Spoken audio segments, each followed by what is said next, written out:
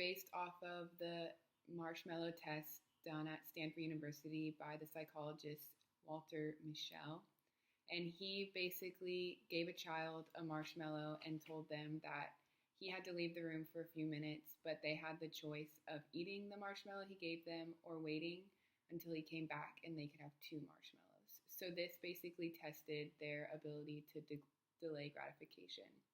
So for our mini experiment, our hypothesis was if the child is below the age of 3, then they won't be able to resist eating the marshmallow because they won't have the ability to delay gratification. The subjects we used were 4 children, ages 2 to 4, who we chose based on their availability to us. The independent variable is the age of the child, and the dependent variable is if they are able to delay gratification. Okay, so I'm going to give you one marshmallow now, and if you wait till I come back and you don't eat it, then I'll give you a second marshmallow. Okay? Okay.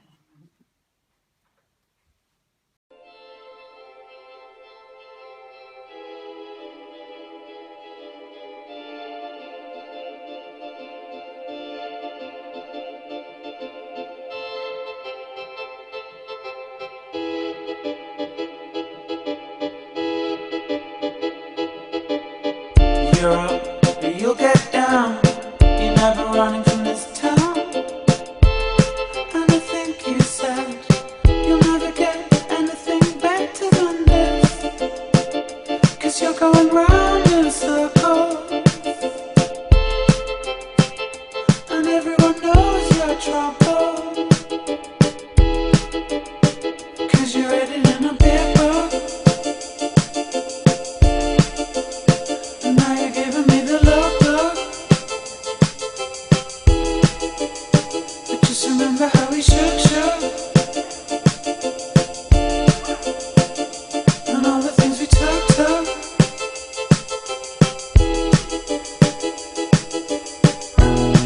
This town's the oldest friend of mine.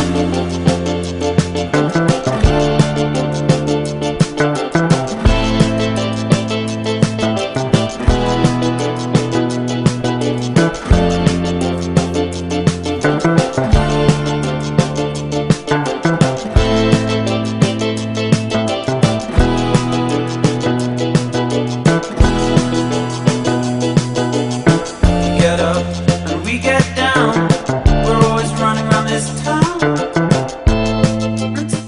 Did you eat the cookie? We aren't talking about. Well, now you only get the one cookie. Good job. Since you waited, you can have another one. Okay, you can eat them now. What do you say? Good job. Subject number 1 is the one kid who actually eats the cookie, and he eats it after about 1 minute. And he also is the youngest child that we did the test on, so that goes to show that having a less developed prefrontal cortex affects the ability to delay gratification. Subject number 2 was a little girl, and she actually had her mom accompany her, and that had an influence on whether or not she touched or interacted with the marshmallow. And she was really upset by having to wait and did not want to wait any longer. Okay, so for subject number 3, he was very disciplined and he didn't struggle with wanting to eat the marshmallow. He was older, and so he had more of an ability to delay gratification. And according to the original study, this indicates that he will have higher test scores in the future and be more successful. Subject number 4 was a little boy who also was accompanied by his mom and also his sibling, which had a major influence on his actions. And he would also look to his mom to look for guidance on whether or what he should do and what he shouldn't do, which had a major impact on the results. Some of the differences between our experiment and the original Marshmallow Experiment were that we didn't test as many kids just due to time constraint and kids available. They tested around 7 to 10 in their video, and we tested 4 in ours. In addition, the kids in the video were secluded in a room by themselves, but with our resources and just because the parents didn't feel comfortable doing that, a lot of time the parents would be in the room with the kid or the siblings would be in the room with the kid.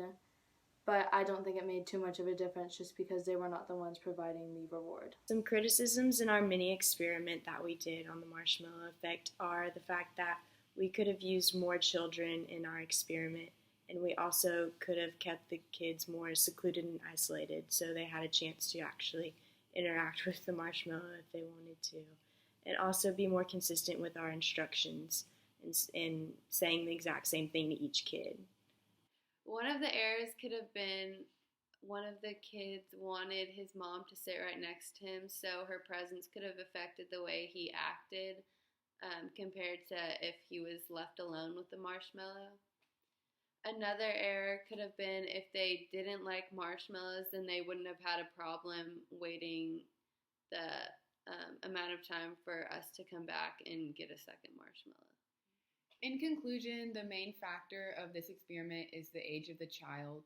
So if they're younger and they have a less developed prefrontal cortex, then they have a harder time resisting the temptation of eating the marshmallow. But if they're older, above the age of 3, then they have a more developed prefrontal cortex, which helps with decision making, and they have an easier time resisting eating the marshmallow. That cookie's so delicious!